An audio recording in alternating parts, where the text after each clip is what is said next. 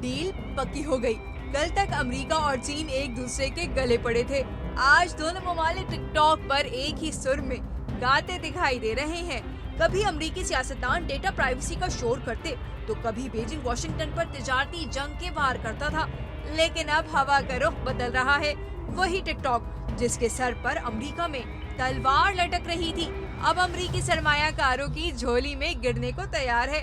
सदर Donald Trump ने बड़े एतमाद से ऐलान किया कि डील पक्की हो गई है।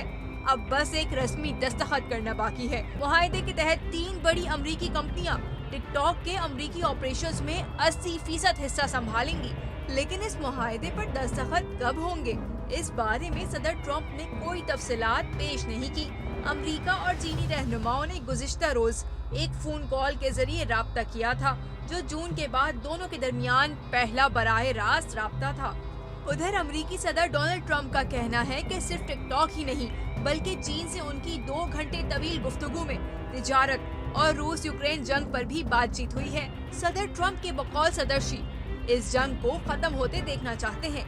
दोनों रहनुमा Asia Pacific economic cooperation summit के दौरान 30 अक्टूबर से 1 नवंबर तक जनूबी कोरिया में मुलाकात के इम्कान पर भी गौर कर रहे हैं।